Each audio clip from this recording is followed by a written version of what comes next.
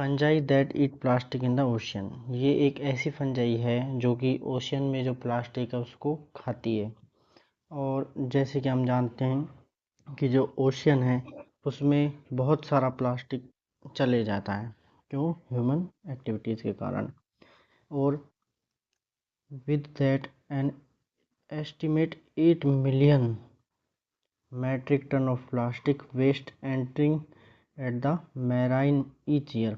हर एक साल 8 metric ton plastic marine में जा रहा है, जबकि remarkable discovery has shield light on potential solution. तो इसका एक शील्ड लाइक पोटेंशियल सॉल्यूशन क्या हो सकता है? एंड ये जो फंजाई है ये उस प्लास्टिक जैसे पोल्यूटेंट्स को डिग्रेड कर देगी और परसिस्टेंटली पोल्यूशन को डिक्रीज कर देगी। जैसा कि हम सब जानते हैं कि जो प्लास्टिक पोल्यूशन है वो बहुत ही बड़ा और एक क्रिशियस कंडीशन है पोल्यूशन की। स्टैगर्ड ये प्लास्टिक पोल्यूशन में जो क्राइसिस आएंगी वो लगभग एक जनरल वे में 3 प्रकार से आ सकती हैं। पहला है स्टैगर्ड क्वांटिटीज़, मतलब वो एक क्वांटिटीज़ जैसे कि प्लास्टिक वेस्ट जो कि ओशियन में एस्टिमेट बढ़ता जा रहा है, जैसे कि बढ़ते बढ़ते ये एक्चुअली हो गया 150 metric million ton with an additional 8 million metric tons entirely the marine environment annually। Second है environmental devastation। Plastic pollutants possesses a severe threat to marine ecosystem, entangling and shocking wildlife as well as contaminating the food chain through microplastic ingestion। तो environmental devastation में जो plastic pollutants हैं वो ecosystem marine ecosystem में dissolve हो गए और पूरे मैराइन सिस्टम के वाइल्ड लाइफ की फूड चेन को अफेक्ट कर रहे हैं। ये भी एक क्राइसिस है, क्योंकि अगर मैराइन की वाइल्ड लाइफ की फूड चेन में अगर डिस्टर्ब हो गए या फिर ये माइक्रो पोल्यूटेंट्स एंटर्ड होंगे तो जो फूड वेब और फूड चेन है मैराइन इकोसिस्टम की वो डिस्टर्ब हो जाएगी और ये एक स्टेबल फूड चेन को कंटामिनेट कर देंगे बाय प्लास्टिक। थर्ड होगा अपना persistence of nature. Conventionally plastic can take hundreds of year to decompose naturally. Plastic को हंड्रेड्स ऑफ ईयर लग जाते हैं नेचुरली डिकम्पोज होने के लिए, creating a lasting and growing problem that requires innovative solution. The discovery of plastic eating fungi. Accidental discovery, screening potential and diverse environmentals. Accidental discovery. The discovery of fungi capable of breaking down plastic was largely serendipitous, with researchers investing the microbes of various environments stumbling upon this remarkable capacity। Accidentally जो researchers हैं उन्होंने जब इस functionality को देखा fungi की को, जिसमें कि ये एक प्लास्टिक को लार्ज एक अमाउंट में इसको डिग्रेड कर रही है और ब्रेक डाउन कर रही है, ये एक एनवायरमेंटल स्टम्बलिंग और एक रिमार्केबल कैपेसिटी नोटेबल हुई फंजाई की। दूसरा स्क्रीनिंग फॉर पोटेंशियल। अब ये एक्सीडेंटली डिस्कवर हो गई कि ये फंजाई ये कार्य कर रही थी ओशियन में। जब रिसर्चर द्वारा एक नोटेबल चीज़ देखी गई इस फंजाई के वर्क के लिए, तो उन्होंने इसको निकाल के और इसको स्क्रीनिंग किया फॉर पोटेंशियल की वाकई में इसमें इतना पोटेंशियल है कि पूरे होल मैराइन सिस्टम के प्लास्टिक को डिग्रेड कर सकती है क्या। Once the initial findings were made, scientists began systematically screening various fungal species to assess their potential for plastic degradation, leading to the identification of several promising candidates. तीसरा है diverse एनवायरमेंटल्स। Screening हो गई कि किस प्रकार से सिस्टमेटिकली वेरियस फंगल स्पीसीज इसी fungi की क्या डिफरेंट प्लास्टिक पर वर्क कर रही हैं, किस प्रकार से पोटेंशियल है फॉर प्लास्टिक डिग्रेडेशन और किस प्रकार से ये लीड कर रही हैं आइडेंटिफिकेशन और सेवरल अदर प्रोमिसेस के लिए। उसके बाद इन्हें डाइवर्स एनवायरनमेंट के जैसे खोजा गया। Plastic eating fungi have been found in various variety of environment. ये बहुत ही वैरायटी ऑफ एनवायरनमेंट्स में पाए जाते हैं, including landfills, composite piles and even in depths of the ocean, indicating the widespread distribution and potential of diverse application। तो ये एक diverse एप्लीकेबली पाई गई और डिफरेंट वैरायटी की एनवायरनमेंट में इंक्लूड हुई। ये कंपाइल कर रही हैं कि ये किस प्रकार से पोटेंशियली है स्प्रेड। तो नेक्स्ट स्लाइड में हमें जो ये इस प्रकार की फंजाई दिख रही है, ये जो इसके मेन स्मॉल माइक्रोविलाइज पाए गए हैं, ये सारे की सारे इस स्ट्रक्चर में अरेंज होते हैं और ये ऐसे इसके जैसे इस प्लास्टिक को लगभग कैप्चर्ड कर लिया इन्होंने। इसी प्रकार कुछ प्रोसेस के द्वारा ये जो प्लास्टिक है उसको डिग्रेड कर देंगे। ठीक है, ये प्लास्टिक ईटिंग फंजाई डिस्कवर हुई रिसर्चर द्वारा। वो दो प्रकार से दो फंजाई नोटेबल हुई। पहली थी एस्परजिलस नेम की फंजाई और जो दूसरी फंजाई थी वो थी पेस्टेलोटियोप्सिस फंजाई।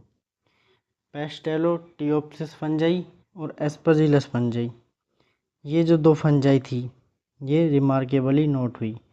पहली एस्परजिलस फंजाई, जो कि एस्परजिलस एक जीनस फंजाई थी जो एबिलिटी रखती थी wide range of organic compounds को डिग्रेड करने की, और इसमें वेरियस टाइप्स ऑफ प्लास्टिक भी इंक्लूड थे।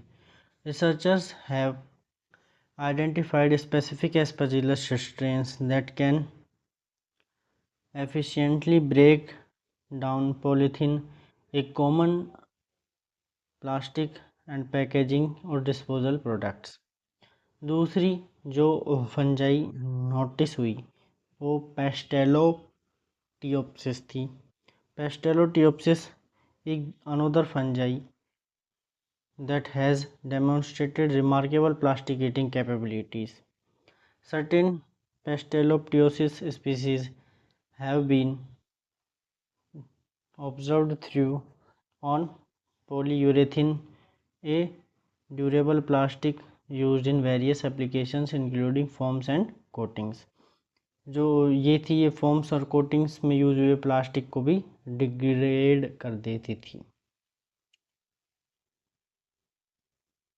Next, how do the break plastic down, कि ये जो फंजाई हमें नोटिस हुई ये प्लास्टिक को किस प्रकार से डिग्रेड करती थी, कि कोई ना कोई मैकेनिज़्म तो होगी जिसके द्वारा ये प्लास्टिक को डिग्रेड कर पा रही है।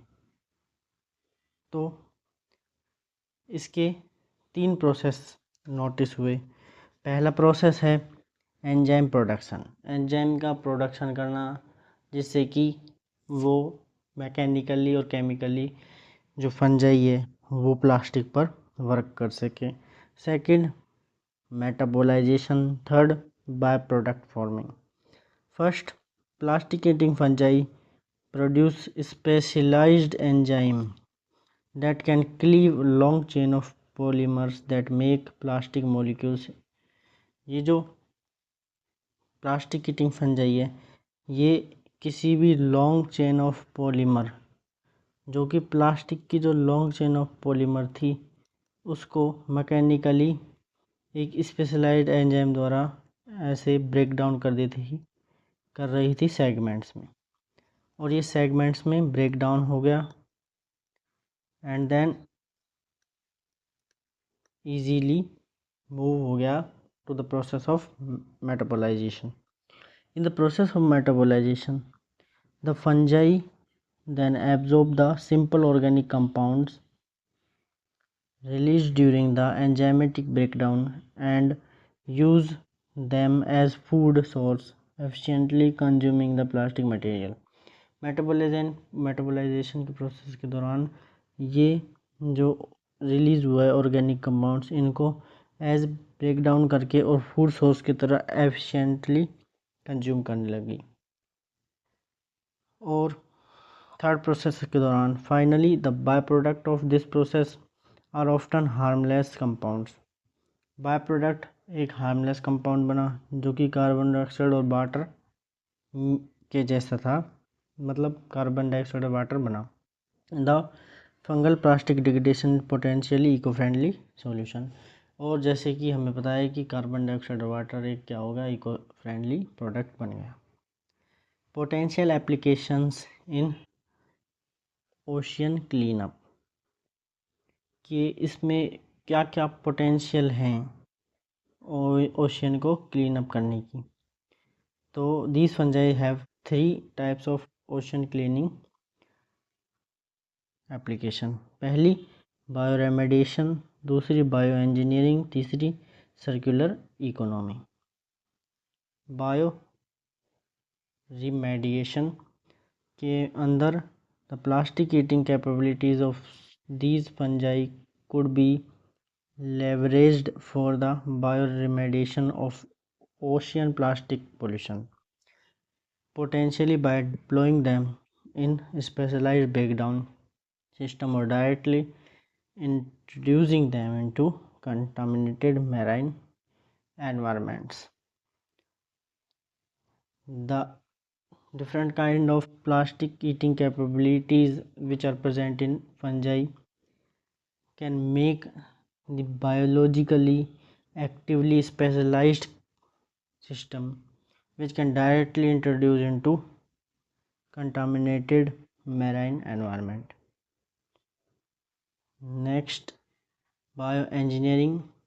Through further research and engineering, the plastic degradation enzymes produced by these fungi could be isolated and optimized for large scale industry application, enabling more efficient and targeted ocean cleanup efforts.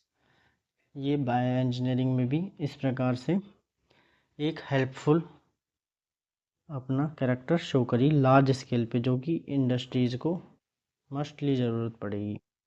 Circular economy, the by product of fungal plastic degradation could potentially be purposed by conducting to a circular economy and reducing the need for virgin plastic production. Next slide.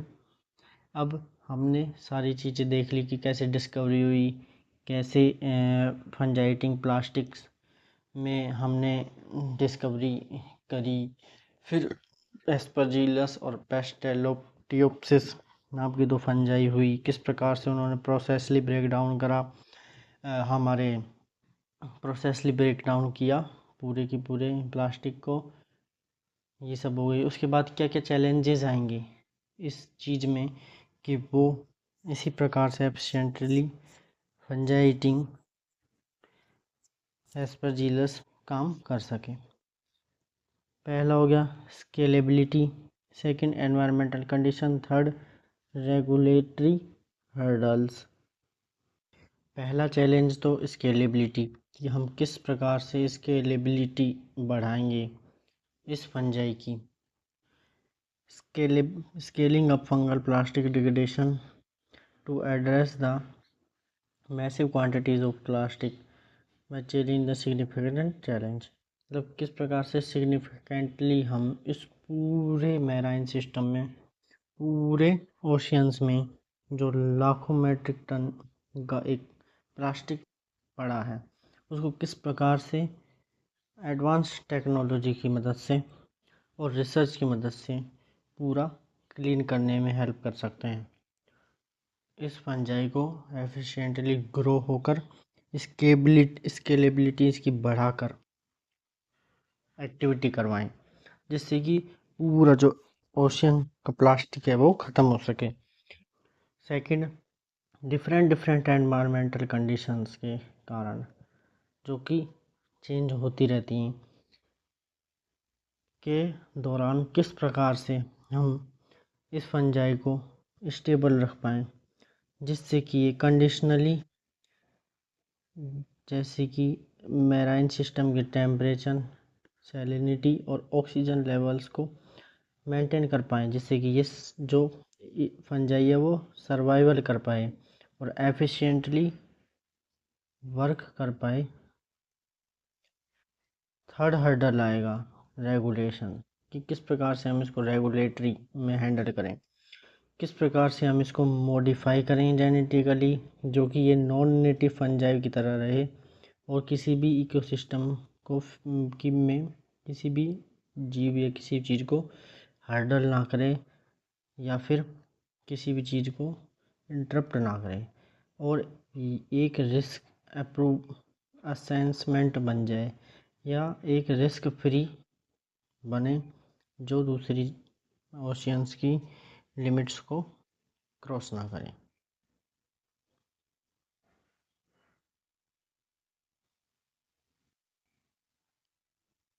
अब जो future में इस topic से related क्या क्या research की direction है, हम उन सब चीज़ों के बारे में बात करते हैं। पहली रिसर्च डायरेक्शन जो ये प्लास्टिक ईटिंग फंजाई से है वो है एंजाइम इंजीनियरिंग। एंजाइम इंजीनियरिंग के दौरान हम देख सकते हैं कि हम किस प्रकार से इस रिसर्च को कंटिन्यू करें और आइडेंटिफाई करें, आइसोलेट करें और ऑप्टिमाइज़ करें इस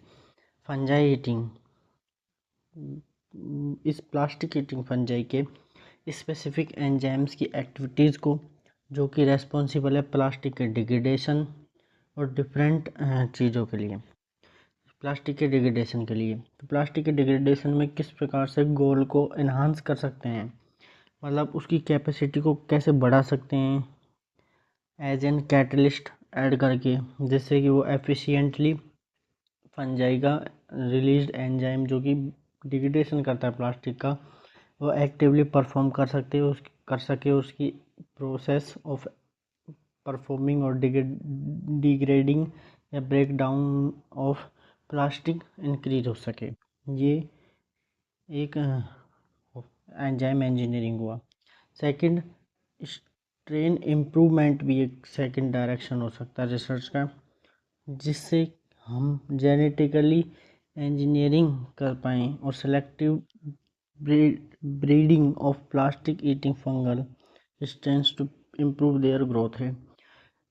जैसा हमने पहले पढ़ा कि प्लास्टिक ईटिंग फंजाई की भी डिफरेंट वेराइटीज़ होंगी, पाई जाती हैं और ये वाइड स्प्रेडली है। तो उसी प्रकार डिफरेंट फंजाई के डिफरेंट जीनस से रिलेटेड जो फंगल स्ट्रेन्स हैं, डिफरेंट फंगल स्ट्रेन्स को हम एक ब्रीडिंग कर सकें। जैसे ये एक डिफरेंट फंगल स्ट्रेन है और ये फंजाई की डिफरेंट फंगल स्ट्रेन है, इन दोनों के बीच में ब्रीडिंग करें और इससे हमें एक नई जो वैरायटी मिले वो मच और मैक्स शो करे growth for degrading the plastic, और इसमें जो कैपेबिलिटी एंड डिग्रेडेशन की वो बढ़ें एनवायरनमेंट के हिसाब से। थर्ड, इसमें आ सकता है इकोसिस्टम इंटीग्रेशन, कि किस प्रकार जो इंटीग्रेटेड फंगल प्लास्टिक है वो नेचुरली मैराइन इकोसिस्टम में पोटेंशियली कैसे हार्नेस हो सकती है विद अदर माइक्रो ऑर्गेनिज्म और इनकॉर्पोरेटेड फूड वेब्स में, मतलब entering in the food webs. इसके बाद हम केस स्टडीज़ देखते हैं फंजाई विच ईटिंग प्लास्टिक के बारे में। तो केस स्टडी में पहली केस स्टडी है इंडिया की और सेकंड है जापान की। इंडिया की केस स्टडी में जो रिसर्चर्स हैं उन्होंने पाया कि जो एस्परजिलस केस स्टडीज़ पाई गई जो करंटली साइंटिस्ट के द्वारा इस प्लास्टिक ईटिंग फंजाई के बारे में, वो थी पहली इंडिया की रिसर्चर के द्वारा और दूसरे जापान के रिसर्चरों के द्वारा। पहली जो इंडिया के रिसर्चर उन्होंने रिसर्च से देखा कि एस्परजिलस ट्यूबिंजेनेसिस और पेस्टेलोटियोप्सिस माइक्रोस्पोरा were able to efficiently degrade polyurethane and other plastic material. Polyurethane और अदर प्लास्टिक मटेरियल डिग्रेड करने में एस्परजिलस ट्यूबिंजेनेसिस और पेस्टेलोप्टियोसिस माइक्रोस्पोरा बहुत ही असरदार रही और वेस्ट मैनेजमेंट में भी एक अच्छा ही रोल अदा कर पाई।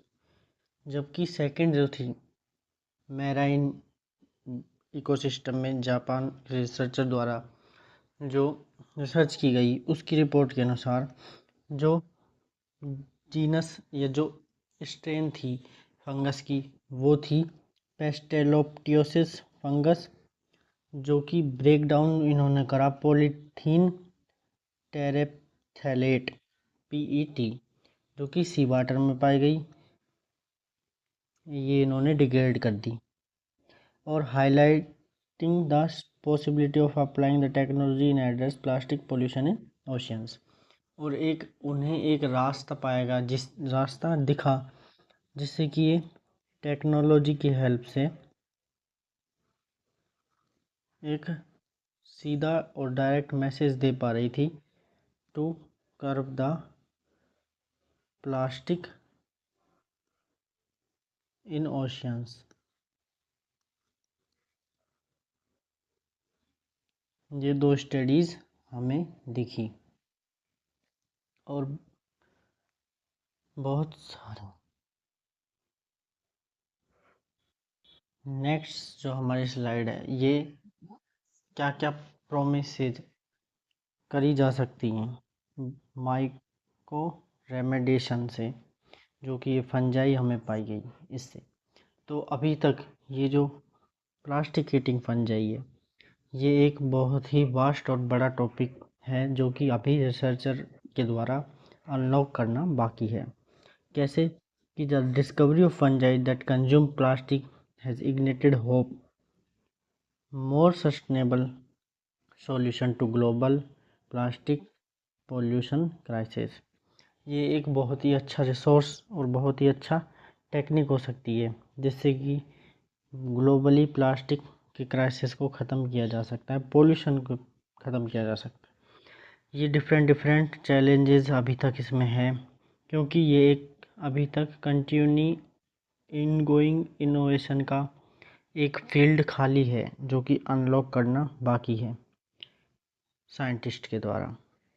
तो ये था हमारा पूरा टॉपिक प्लास्टिक ईटिंग फंजाई के बारे में, जिसमें हमने हमारी इंट्रोडक्शन देखा इसका फंजाई की डिस्कवरी देखी किस प्रकार से, इसकी मैकेनिज़्म देखी जिससे कि वो किस प्रकार से डिफरेंट प्रोसेस और एंजाइम के द्वारा डिग्रेड कर पा रहा है प्लास्टिक को।